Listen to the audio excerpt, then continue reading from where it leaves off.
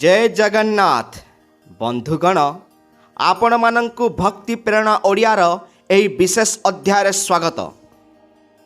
बंधुगण प्रतिदिन सकाल 6:30 रु 11टा मध्यरे स्नान करुथुवा महिला माने मोर कथा ध्यान सहित शुणंतु, नचेत आपणकर समग्र परिवार नष्ट होई पारे।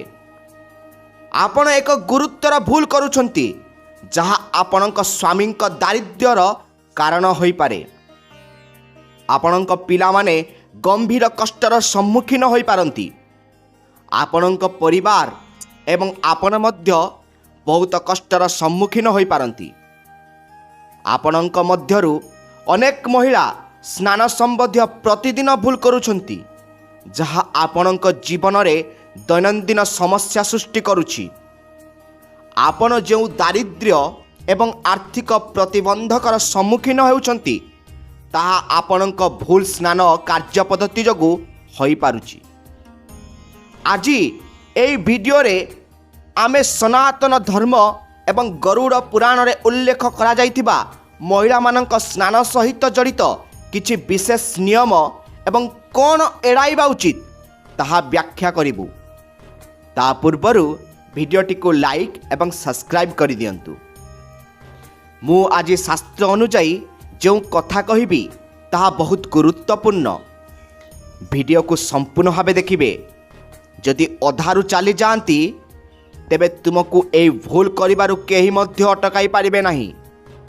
कारण जानतरे किंबा अजानतरे आपण प्रतिदिन ए भूल गुड़िक करुछंती एवं आपणक समग्र परिवार यार परिणाम भोग करुछंती। आपण आपणक जीवन रे जो समस्यार सम्मुखीन होउछंती ताहा आपणक निज भूल रे मूल। आपण एवं आपणक परिवार दिन पर दिन कठिन परिश्रम करुछंती, प्रचुर झाल बहुछंती, किंतु तथापि किछि फलप्रद हेउ नाही। एहा काहेकि घटुछि?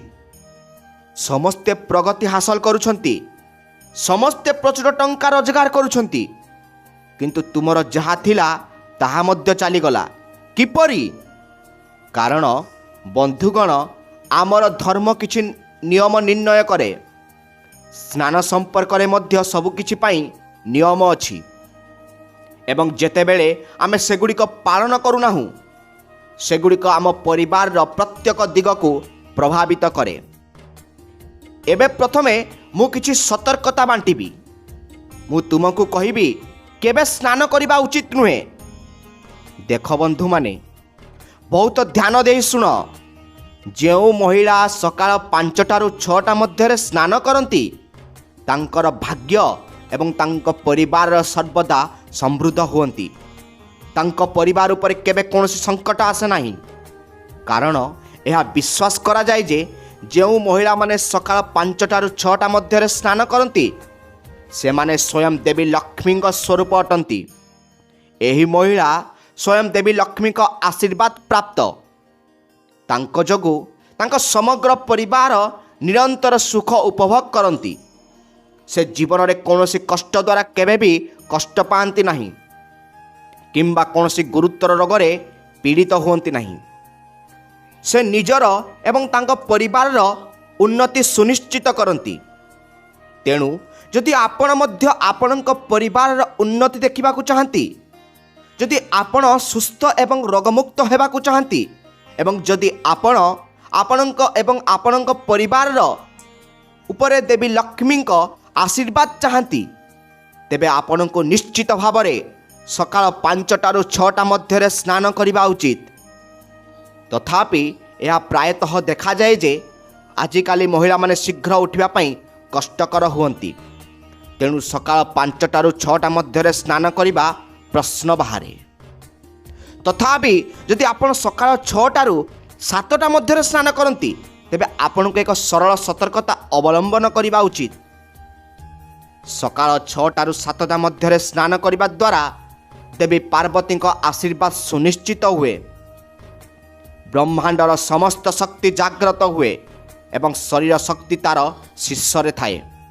एही समय मध्य सकाळ 6टा रु 7टा मध्य आम शरीर प्रत्येक अंश ऊर्जावान हुए ଏବଂ ଆମେ 33 କୋଟି ଦେବାଦେବୀଙ୍କ ଆଶୀର୍ବାଦ ମଧ୍ୟ ପାଇଥାଉ। ତେଣୁ ଏହି ସମୟରେ ଯେତେବେଳେ କୌଣସି ମହିଳା ସ୍ନାନ କରନ୍ତି, ସେ ସ୍ନାନ ସମୟରେ 33 କୋଟି ଦେବାଦେବୀଙ୍କ ଧ୍ୟାନ କରିବା ଉଚିତ। ଏବଂ ଯଦି ଆପଣଙ୍କ କୌଣସି ବିଶେଷ ଇଚ୍ଛା ଅଛି, ଯଦି ଆପଣଙ୍କର କୌଣସି ବିଶେଷ ବ୍ରତ ଅଛି, ତେବେ ସ୍ନାନ କରିବା ସମୟରେ ସେହି କଥାକୁ ମନରେ ପୁନରାବୃତ୍ତି କରନ୍ତୁ। ଆପଣଙ୍କ ମନର ସେହି କଥାକୁ ମନେ ରଖନ୍ତୁ ଯେ ଆପଣଙ୍କ ଇଚ୍ଛା ପୂରଣ ହେବ। ଏହା ସହିତ ଯେଉଁ ମହିଳାମାନେ ସକାଳ 7ଟାରୁ 9ଟା ପର୍ଯ୍ୟନ୍ତ ସ୍ନାନ କରନ୍ତି, ସେମାନେ ସତର୍କ ରୁହନ୍ତୁ। ସକାଳ 7ଟାରୁ 9ଟା ପର୍ଯ୍ୟନ୍ତ ସ୍ନାନ କରିବା ଆମ ଧର୍ମରେ ଉପଯୁକ୍ତ ବୋଲି ବିବେଚନା କରାଯାଏ। ପ୍ରତ୍ୟେକ ଘରର ମହିଳାମାନେ ପ୍ରାୟତଃ ଏହି ସମୟ ମଧ୍ୟରେ ସ୍ନାନ କରନ୍ତି। ମହିଳାମାନେ ପ୍ରାୟତଃ ସକାଳ 7ଟାରୁ 9ଟା ପର୍ଯ୍ୟନ୍ତ ସ୍ନାନ କରନ୍ତି, କିନ୍ତୁ କିଛି ନିୟମ ମନେ ରଖିବା ଉଚିତ। ଆମ ଧର୍ମରେ ବହୁତ ଗୁରୁତ୍ୱପୂର୍ଣ୍ଣ ବୋଲି ବିବେଚନା କରାଯାଏ। ସକାଳ 7ଟାରୁ 9ଟା ପର୍ଯ୍ୟନ୍ତ ସ୍ନାନ କରିବା ସମୟରେ ତା ପୂର୍ବରୁ ରୋଷେଇ ଘର କିମ୍ବା ଚୁଲିକୁ ମଧ୍ୟ ଏଡ଼ାଇବାକୁ ମନେ ରଖନ୍ତୁ। ଆପଣ ରୋଷେଇ ଘରେ ପ୍ରବେଶ କରିବା ଉଚିତ ନୁହେଁ। ଆପଣ ସ୍ନାନ ନକରି ଆପଣଙ୍କ ପିଲାମାନଙ୍କୁ ମଧ୍ୟ ଛୁଇଁବା ଉଚିତ ନୁହେଁ। ଯଦି ଆପଣଙ୍କ ପିଲାମାନେ ଛୋଟ, ତେବେ ଏହା ଠିକ୍ ଅଛି, କିନ୍ତୁ ଆପଣ ଆପଣଙ୍କ ବଡ଼ ପିଲାମାନଙ୍କୁ ଛୁଇଁବା ଉଚିତ ନୁହେଁ। ଏହା ସହିତ ଦୂରରୁ ଭଗବାନଙ୍କୁ ପ୍ରାର୍ଥନା କରନ୍ତୁ ଏବଂ ସ୍ନାନ ପରେ କେବଳ ଭଗବାନଙ୍କ ନାମ ନେଇ ଆପଣ ରୋଷେଇ ଘରକୁ ପ୍ରବେଶ କରିପାରିବେ। ତଥାପି ସ୍ନାନ କରିବା ପୂର୍ବରୁ ମନେ ରଖନ୍ତୁ ଯେ ଯେଉଁ ମହିଳା ସକାଳ 7ଟାରୁ 9ଟା ମଧ୍ୟରେ ସ୍ନାନ କରନ୍ତି, ସେମାନଙ୍କୁ ଏକ ଅତ୍ୟନ୍ତ ଶୁଭ ସମୟ ଭାବରେ ବିବେଚନା କରାଯାଏ। ବନ୍ଧୁଗଣ, ଏହି ସମୟରେ ଆପଣ ପରମ ଭଗବାନ ମହାଦେବଙ୍କ ଆଶୀର୍ବାଦ ପ୍ରାପ୍ତ କରନ୍ତି। ଏହି ସମୟରେ ସ୍ନାନ କରିବା ଦ୍ୱାରା କେବଳ ଆପଣଙ୍କ ଶରୀରର ଥକାପଣ ଦୂର ହୁଏ ନାହିଁ, ବରଂ ଆପଣଙ୍କର ଧାର୍ମିକ କର୍ତ୍ତବ୍ୟ ମଧ୍ୟ ପୂରଣ ହୁଏ। ତଥାପି ଆପଣ ଏଥିରୁ ଅଧିକ ବିଳମ୍ବ କରିବା ଉଚିତ ନୁହେଁ। ଯେଉଁ ମହିଳା ସକାଳ 9ଟା ପରେ ସ୍ନାନ କରନ୍ତି, ସେ ନିଜ ସ୍ୱାସ୍ଥ୍ୟକୁ ନଷ୍ଟ କରୁଛନ୍ତି। ଯେଉଁ ମହିଳାମାନେ ସକାଳ 9ଟା ପରେ ସ୍ନାନ କରନ୍ତି, ସେମାନେ ବିଶେଷ ସତର୍କତା ରହିବା ଉଚିତ। ଯେଉଁ ମହିଳା ସକାଳ 9ଟା ପରେ ଗାଧୋଇବା ତାଙ୍କ ଜୀବନର ଅନେକ କଷ୍ଟର ସମ୍ମୁଖୀନ ହେବେ। ସେ ପ୍ରାୟତଃ ରୋଗରେ ପୀଡ଼ିତ ହୁଅନ୍ତି, ସେ ପ୍ରାୟତଃ ଅସୁସ୍ଥ ହୋଇପଡ଼ନ୍ତି। ଯଦି ଆପଣ ସକାଳ 9ଟାରୁ 10ଟା ମଧ୍ୟରେ ଗାଧୋଇବେ, ତେବେ ଆପଣ ପ୍ରାୟତଃ ଅସୁସ୍ଥତା ଏବଂ ଶାରୀରିକ ଅସ୍ୱସ୍ତି ଅନୁଭବ କରିବେ। ଆପଣଙ୍କୁ ପ୍ରାୟତଃ ଡାକ୍ତରଖାନା ଯିବାକୁ ପଡ଼ିବ। ଯଦି ଆପଣ ଆପଣଙ୍କ ଶରୀରକୁ ସୁସ୍ଥ ରଖିବାକୁ ଚାହାନ୍ତି, ତେବେ ଶୀଘ୍ର ଗାଧୋଇବାକୁ ଚେଷ୍ଟା କରନ୍ତୁ। କିଛି ମହିଳା ସକାଳ 10ଟାରୁ 11ଟା ମଧ୍ୟରେ ମଧ୍ୟ ଗାଧୋଉଛନ୍ତି। ତେଣୁ ସେହି ମହିଳାମାନେ ଆହୁରି ସତର୍କ ରହିବା ଉଚିତ। ଯେଉଁମାନେ ସକାଳ 10ଟାରୁ 11ଟା ମଧ୍ୟରେ ଗାଧୋଇବେ, ସେମାନେ ପ୍ରତିଦିନ କଷ୍ଟର ସମ୍ମୁଖୀନ ହେବେ। ସେମାନଙ୍କ ସ୍ୱାମୀଙ୍କ ଉନ୍ନତି ମଧ୍ୟ ବାଧାପ୍ରାପ୍ତ ହୁଏ। ସେମାନଙ୍କ ପିଲାମାନେ ମଧ୍ୟ କଷ୍ଟ ପାଆନ୍ତି। ସେମାନଙ୍କ ଘରେ ସବୁବେଳେ ଦାରିଦ୍ର୍ୟ ବାସ କରେ। ପରିବାର କେବେ ବି ପ୍ରଗତି କରେ ନାହିଁ। ଏପରି ମହିଳାମାନେ ଯେଉଁଠାରେ ରୁହନ୍ତି, ସେମାନଙ୍କର ଭାଗ୍ୟ ସର୍ବଦା ଦୁଃଖଦାୟକ। ଯଦି ଆପଣ ସକାଳ 10ଟା ପରେ ଗାଧୋଇବେ, ତେବେ ଏହାର ଅର୍ଥ ହେଉଛି ଆପଣ ଆପଣଙ୍କ ପରିବାରର ସମ୍ମୁଖୀନ ହେଉଥିବା ସମସ୍ତ ସମସ୍ୟାର ଏକମାତ୍ର କାରଣ। ଯଦି ଆପଣଙ୍କ ଘରେ ଦାରିଦ୍ର୍ୟ ଏବଂ ଦୁଃଖ ଅଛି ଏବଂ ଆପଣଙ୍କ ପ୍ରତ୍ୟେକ କାର୍ଯ୍ୟ ବାରମ୍ବାର ବାଧାପ୍ରାପ୍ତ ହେଉଛି, କିମ୍ବା ଯଦି ଆପଣ ଯାହା କରୁଛନ୍ତି ତାହା ମଝିରେ ବନ୍ଦ ହୋଇଯାଏ, ତେବେ ବୁଝି ନିଅନ୍ତୁ ଯେ ଆପଣଙ୍କର ଏହି ଅଭ୍ୟାସ ହିଁ ଏହାର କାରଣ।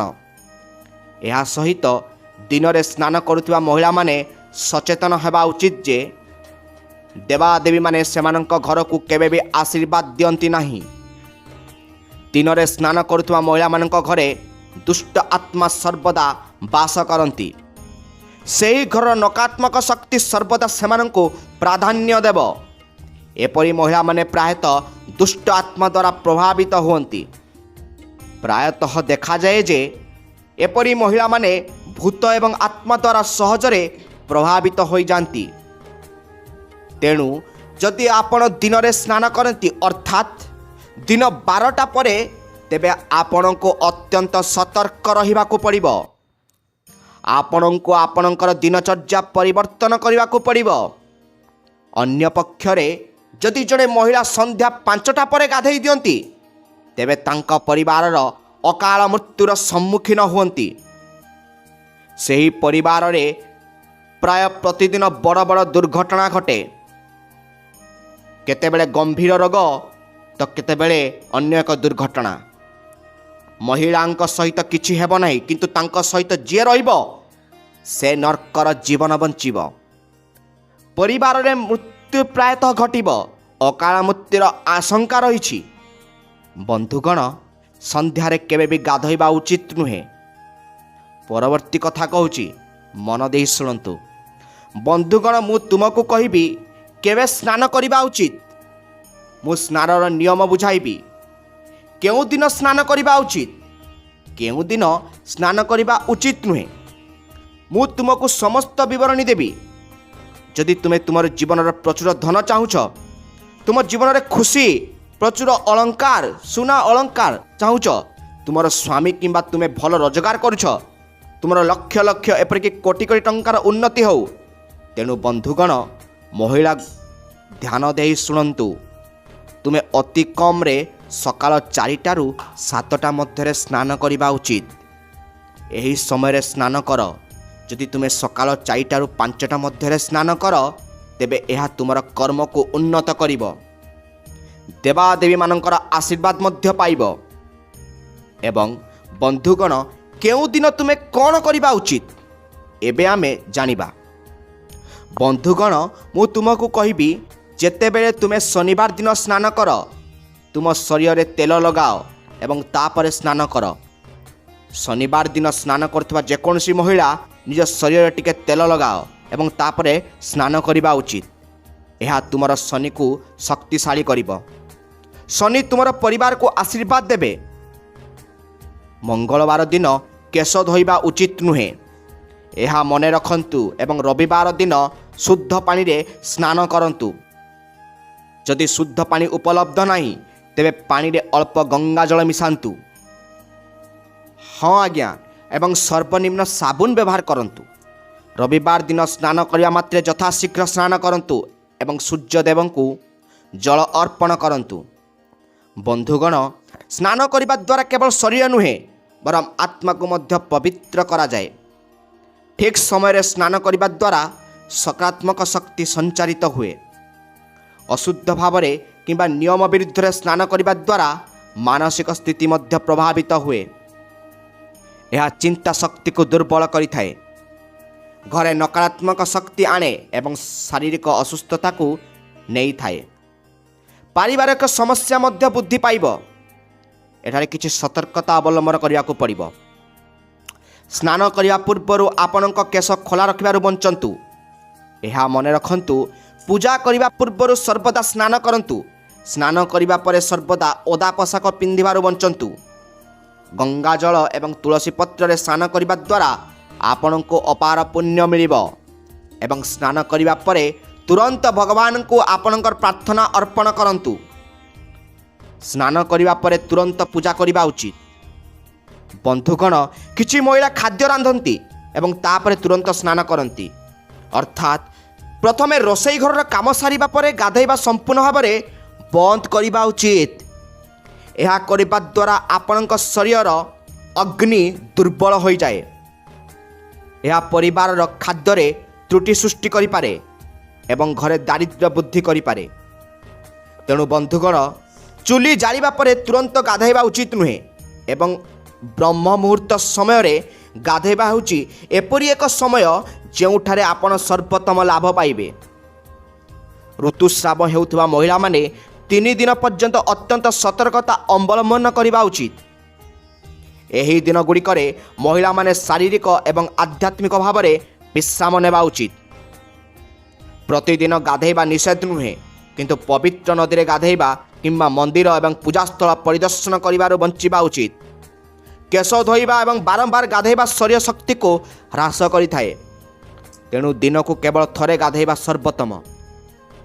ତଥାପି ଅନେକ ମହିଳା ରାତିରେ ଗାଧୋଇବା ଉଚିତ। ମୁଁ ଏମାନଙ୍କୁ ଗୋଟିଏ କଥା କହିବାକୁ ଚାହୁଁଛି।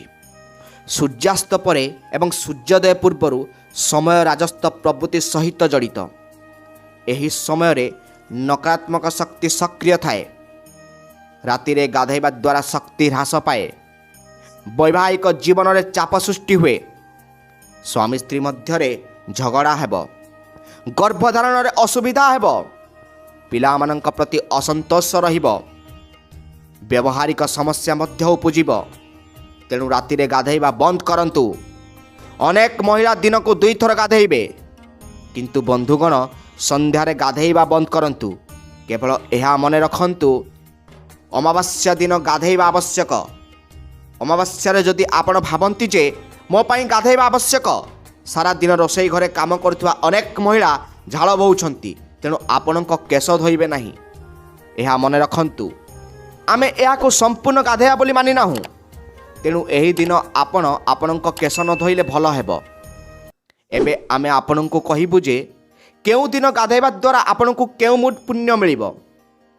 ଯଦି ଆପଣ ସୋମବାର ସକାଳେ ବ୍ରହ୍ମ ମୁହୂର୍ତ୍ତରେ ସ୍ନାନ କରନ୍ତି, ଯଦି ଆପଣ ସୋମବାର ସକାଳ ବ୍ରହ୍ମ ମୁହୂର୍ତ୍ତ ଅର୍ଥାତ୍ 4ଟାରୁ 6ଟା ମଧ୍ୟରେ ସ୍ନାନ କରନ୍ତି, ତେବେ ଆପଣଙ୍କ ଘରେ ବାସ କରୁଥିବା ଲକ୍ଷ୍ମୀ ବହୁତ ଶୀଘ୍ର ଆସିବେ। ଦେବୀ ଲକ୍ଷ୍ମୀ ଆପଣଙ୍କ ଭିତରେ ପ୍ରଭାବିତ ହେବେ। ଆପଣଙ୍କ ଘରର ଉନ୍ନତିର କାରଣ ହେବେ ଏବଂ ଆପଣଙ୍କ ସ୍ୱାମୀ ଆପଣଙ୍କ ଯୋଗୁଁ ପ୍ରଗତି କରିବେ। ତୁମ ଭିତରେ ଏକ ସକାରାତ୍ମକ ଶକ୍ତି ସୃଷ୍ଟି ହେବ ଏବଂ ସେହି ସକାରାତ୍ମକ ଶକ୍ତି ତୁମ ଘରୁ ସମସ୍ତ ନକାରାତ୍ମକତାକୁ ଦୂର କରିଦେବ। ବନ୍ଧୁଗଣ, ମହିଳାମାନଙ୍କ ନିଜ ଭିତରେ ଦେବୀଙ୍କର ଏକ ରୂପ ବୋଲି ବିବେଚନା କରାଯାଏ, କିନ୍ତୁ ସେମାନେ ନିୟମ ପାଳନ କଲେ ହିଁ ଦେବୀ ହୋଇପାରିବେ। ଜଣେ ମହିଳା କେବଳ ନିୟମ ପାଳନ କଲେ ହିଁ ଦେବୀଙ୍କର ଏକ ରୂପ ହେବ ନାହିଁ, କିନ୍ତୁ ଯଦି ସେ ଆମ ଧର୍ମ ଅନୁସାରେ ନିୟମ ପାଳନ କରନ୍ତି ନାହିଁ, ତେବେ ସେ ଦେବୀ ନୁହନ୍ତି, ବରଂ ସେ ଡାଇଗିଣୀ ହୋଇଯାଆନ୍ତି। ତେଣୁ ଏବେ ତୁମକୁ ନିଷ୍ପତ୍ତି ନେବାକୁ ପଡ଼ିବ ଯେ ତୁମେ ଦେବୀ ହେବାକୁ ଚାହୁଁଛ ନା ପିଶାଚିନୀ। ଯଦି ତୁମେ ଦେବୀ ହେବାକୁ ଚାହୁଁଛ, ତେବେ ତୁମକୁ ସକାଳ 5ଟାରୁ 7ଟା ମଧ୍ୟରେ ସ୍ନାନ କରିବା ଉଚିତ। ଯଦି ବ୍ରହ୍ମ ମୁହୂର୍ତ୍ତ ସମୟରେ ନୁହେଁ, ତୁମକୁ ପ୍ରତିଷ୍ଠିତ ନିୟମ ପାଳନ କରିବା ଉଚିତ। ଏବଂ ହଁ ବନ୍ଧୁଗଣ, ମୁଁ ତୁମକୁ ଆଉ କିଛି ନିୟମ କହିବି, ଧ୍ୟାନ ସହିତ ଶୁଣ। ଯଦି ତୁମେ ଦେବୀ ଅବତାର ହେବାକୁ ଚାହୁଁଛ, ତେବେ ମୁଁ କହିନାହିଁ ଯେ ତୁମେ ଦେବୀ ଲକ୍ଷ୍ମୀଙ୍କ ଅବତାର ହେବ।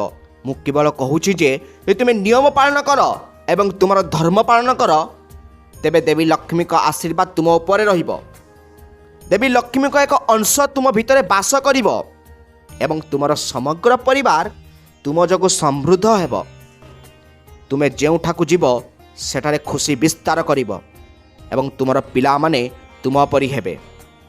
ତେବେ ତୁମେ କ'ଣ କରିବା ଉଚିତ? ଧ୍ୟାନ ସହିତ ଶୁଣ। ସକାଳ ସମୟ ଅନୁସାରେ ସ୍ନାନ କର। ବନ୍ଧୁଗଣ, ସ୍ନାନ କରିବା ପୂର୍ବରୁ ତୁମେ ତୁମର ରୋଷେଇ ଘରକୁ ଯିବା ଉଚିତ ନୁହେଁ, ଏହା ମନେ ରଖ। ସ୍ନାନ ପରେ ତୁରନ୍ତ ସୂର୍ଯ୍ୟ ଦେବତାଙ୍କୁ ଜଳ ଅର୍ପଣ କର। ଏହାପରେ ତୁମର ଦୈନନ୍ଦିନ କାର୍ଯ୍ୟ ଆରମ୍ଭ କର। ଏବଂ ହଁ, ପ୍ରଥମେ ଦେବାଦେବୀମାନଙ୍କୁ ପୂଜା କର। ଅନେକ ମହିଳା ସକାଳୁ ଶୀଘ୍ର ରୋଷେଇ ଘରକୁ ଯାଇ ଚା ତିଆରି କରନ୍ତି, କିନ୍ତୁ ଏହା କରିବା ଉଚିତ ନୁହେଁ, ସମ୍ପୂର୍ଣ୍ଣ ନୁହେଁ। ପ୍ରଥମେ ସ୍ନାନ କରନ୍ତୁ, ତାପରେ ଆପଣ ଚା ତିଆରି କରିପାରିବେ। ବନ୍ଧୁଗଣ, ବାସ୍ତୁଶାସ୍ତ୍ର ଅନୁସାରେ ସକାଳ 6ଟାରୁ 11ଟା ମଧ୍ୟରେ ଉଠିବାର ରହସ୍ୟ ଶିଖନ୍ତୁ। ସକାଳ ସମୟ ସମସ୍ତଙ୍କ ପାଇଁ ସ୍ୱତନ୍ତ୍ର, କିନ୍ତୁ ମହିଳାଙ୍କ ପାଇଁ ଏହାର ଗୁରୁତ୍ୱ ଆହୁରି ଅଧିକ। ବିଶେଷ କରି ଯେତେବେଳେ ସ୍ନାନ ସମୟ କଥା ଆସେ, ବାସ୍ତୁଶାସ୍ତ୍ର, ଧର୍ମ ଏବଂ ଆୟୁର୍ବେଦ ସମସ୍ତେ ଏକମତ ଯେ ସକାଳର ବିଭିନ୍ନ ସମୟରେ ସ୍ନାନ କରିବାର ଭିନ୍ନ ଭିନ୍ନ ପ୍ରଭାବ ଥାଏ। ଏହି ପ୍ରଭାବ କେବଳ ଶରୀର ଉପରେ ନୁହେଁ, ବରଂ ମନ, ଚିନ୍ତାଧାରା, ଘରର ପରିବେଶ ଏବଂ ଭାଗ୍ୟ ଉପରେ ମଧ୍ୟ ପ୍ରଭାବ ପକାଇଥାଏ। ସକାଳ 6ଟାରୁ 11ଟା ପର୍ଯ୍ୟନ୍ତ ସମୟ କେବଳ 5 ଘଣ୍ଟା, କିନ୍ତୁ ଏହି ସମୟରେ ହେଉଥିବା ପରିବର୍ତ୍ତନ ଏତେ ସୂକ୍ଷ୍ମ ଏବଂ ଗଭୀର ଯେ ସେଗୁଡ଼ିକ ବୁଝିବା ଦ୍ୱାରା ଜଣଙ୍କ ଜୀବନରେ ଯଥେଷ୍ଟ ସନ୍ତୁଳନ ଏବଂ ସମୃଦ୍ଧି ଆସିପାରେ। ପ୍ରଥମତଃ ସକାଳ 6ଟାରୁ 9ଟା ମଧ୍ୟରେ ସମୟ ହେଉଛି ଯେତେବେଳେ ସୂର୍ଯ୍ୟ ଧୀରେ ଧୀରେ ଉଦୟ ହୁଅନ୍ତି। ବାତାବରଣ ଏବେ ବି ରାତିର ଶୀତଳତା ବଜାୟ ରଖୁଛି।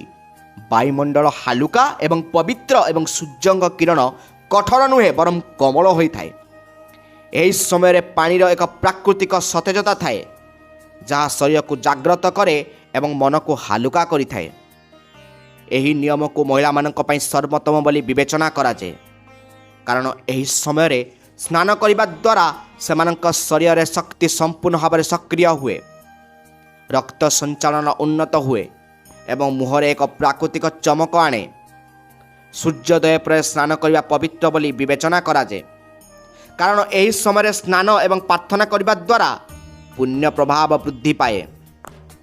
ସକାଳ 6ଟାରୁ 9ଟା ମଧ୍ୟରେ ସ୍ନାନ କରିବା ମାନସିକ ଏବଂ ଆଧ୍ୟାତ୍ମିକ ଭାବରେ ମଧ୍ୟ ଲାଭଦାୟକ। ପାଣିରେ ସୂର୍ଯ୍ୟ ଏବଂ ଚନ୍ଦ୍ର ଉଭୟଙ୍କ ସନ୍ତୁଳନ ଶକ୍ତି ଥାଏ। ସୂର୍ଯ୍ୟଙ୍କ କିରଣ ଶରୀରକୁ ଜୀବନ ଶକ୍ତି ପ୍ରଦାନ କରେ, ଯେତେବେଳେ ଚନ୍ଦ୍ରର ଶୀତଳତା ମାନସିକ ଶାନ୍ତି ପ୍ରଦାନ କରେ।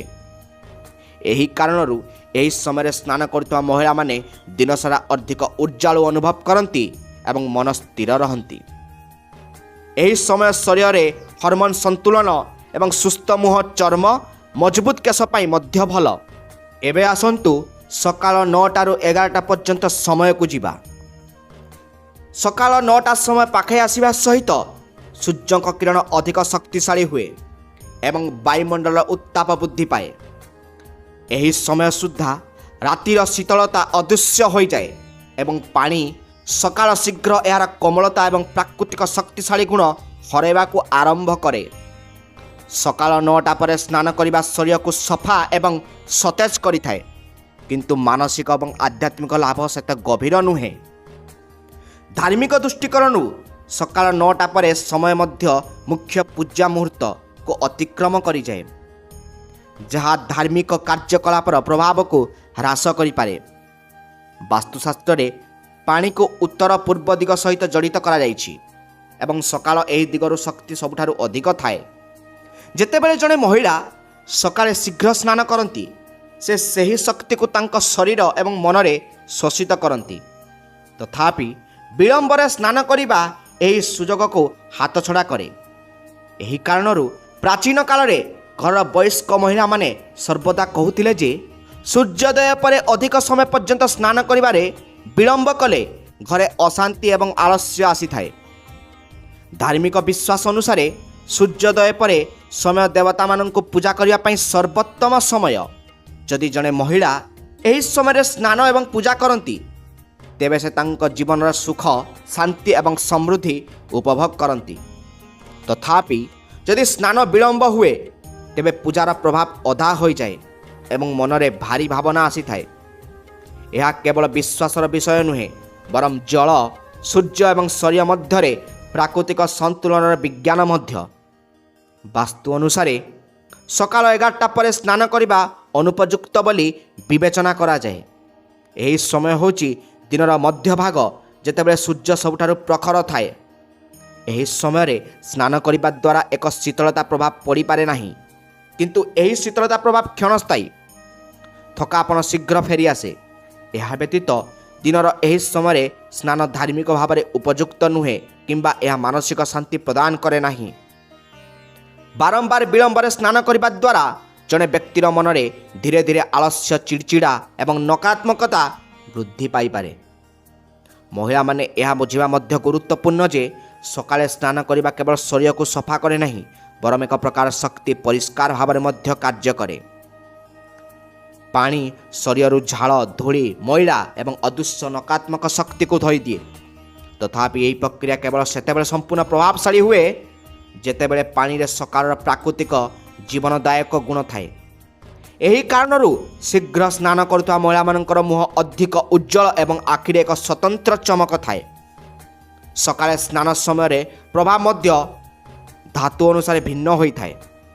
ଶୀତ ଦିନେ ପାଣି ଥଣ୍ଡା ହୋଇପାରେ। ସୂର୍ଯ୍ୟୋଦୟ ପରେ ସ୍ନାନ କରିବା ଶରୀରକୁ ଆବଶ୍ୟକ ଉଷ୍ମତା ଏବଂ ଶକ୍ତି ପ୍ରଦାନ କରେ। ଗ୍ରୀଷ୍ମ ଋତୁରେ ସକାଳେ ସ୍ନାନ କରିବା ଶରୀରକୁ ଥଣ୍ଡା କରିଥାଏ ଏବଂ ଦିନରେ ଗରମରୁ ରକ୍ଷା କରିବାରେ ସାହାଯ୍ୟ କରେ। ବର୍ଷା ଋତୁରେ ଏହି ସମୟ ଆହୁରି ସ୍ୱତନ୍ତ୍ର ହୋଇଯାଏ, କାରଣ ବାୟୁମଣ୍ଡଳ ଅଧିକ ଆର୍ଦ୍ର ଏବଂ ମଳମୟ ଥାଏ, ଯାହାକୁ ସକାଳ ସ୍ନାନ ତୁରନ୍ତ ଦୂର କରିଦିଏ। ଆୟୁର୍ବେଦ ଅନୁସାରେ ଶରୀର 3ଟି ଦୋଷ ବାତ, ପିତ୍ତ, କଫ ସକାଳେ ବିଭିନ୍ନ ରୂପରେ ସକ୍ରିୟ ଥାନ୍ତି। ସୂର୍ଯ୍ୟୋଦୟ ପରେ ସମୟ କଫ ଦୋଷକୁ ସନ୍ତୁଳିତ କରିବା ପାଇଁ ସର୍ବୋତ୍ତମ। ଏବଂ ସ୍ନାନ ଏହାକୁ ନିୟନ୍ତ୍ରଣ କରିବାରେ ସାହାଯ୍ୟ କରେ। ଏହି ସମୟ ହରାଇବା ଦ୍ୱାରା ସନ୍ତୁଳନ ବିଗିଡ଼ିପାରେ, ଯାହାଫଳରେ ସାରା ଦିନ ଭାରିପଣ ଏବଂ ଆଳସ୍ୟ ଅନୁଭବ ହୁଏ। ଯେତେବେଳେ ଜଣେ ମହିଳା ସକାଳେ ଶୀଘ୍ର ସ୍ନାନ କରନ୍ତି, ସେ ଦିନର କାର୍ଯ୍ୟଗୁଡ଼ିକ ପ୍ରତି ଉତ୍ସାହୀ ରୁହନ୍ତି। ଏହା ପରିବାରର ଅନ୍ୟ ସଦସ୍ୟମାନଙ୍କ ଉପରେ ମଧ୍ୟ ସକାରାତ୍ମକ ପ୍ରଭାବ ପକାଏ, କାରଣ ଘରର ଶକ୍ତି ମୁଖ୍ୟତଃ ଜଣେ ମହିଳାଙ୍କ ଦୈନନ୍ଦିନ କାର୍ଯ୍ୟ ଦ୍ୱାରା ପ୍ରଭାବିତ ହୋଇଥାଏ। ଜଣେ ସତେଜ ଏବଂ ପ୍ରଫୁଲ୍ଲ ମହିଳା ମଧ୍ୟ ତାଙ୍କ ପରିବାରକୁ ସକାରାତ୍ମକ ରଖନ୍ତି। ତେଣୁ ବାସ୍ତୁ, ଧର୍ମ ଏବଂ ଆୟୁର୍ବେଦ ସମସ୍ତେ କୁହନ୍ତି ଯେ ସକାଳ 6ଟାରୁ 9ଟା ମଧ୍ୟରେ ସ୍ନାନ କେବଳ ମହିଳାମାନଙ୍କ ପାଇଁ ଏକ ଅଭ୍ୟାସ ନୁହେଁ, ବରଂ ଏକ ଶକ୍ତିଶାଳୀ ଦିନଚର୍ଯ୍ୟା, ଯାହା ସିଧାସଳଖ ସେମାନଙ୍କ ଜୀବନର ସ୍ୱାସ୍ଥ୍ୟ ଏବଂ ସମୃଦ୍ଧିକୁ ପ୍ରଭାବିତ କରେ। 9ଟାରୁ 11ଟା ମଧ୍ୟରେ ସ୍ନାନ କରିବାରେ କେବଳ ବାହ୍ୟ ଲାଭ ଅଛି ଏବଂ 11ଟା ପରେ ସ୍ନାନର ପ୍ରଭାବ କେବଳ ଅସ୍ଥାୟୀ ଶୀତଳତା ପର୍ଯ୍ୟନ୍ତ ସୀମିତ। ପ୍ରିୟ ଦର୍ଶକ ବନ୍ଧୁ, ଯଦି ଆଜିର ଏହି ଉପସ୍ଥାପନା ଆପଣଙ୍କୁ ପସନ୍ଦ ଆସିଛି, ତେବେ ଭିଡ଼ିଓଟିକୁ ଲାଇକ୍ କରି ଆପଣଙ୍କର ଭଲ ପାଇବା ଦିଅନ୍ତୁ। ଆମ ପରିବାରର ଏକ ସଦସ୍ୟ ହେବା ପାଇଁ ଚ୍ୟାନେଲକୁ ସବସ୍କ୍ରାଇବ୍ କରିଦିଅନ୍ତୁ। ରହୁଛି, ଧନ୍ୟବାଦ।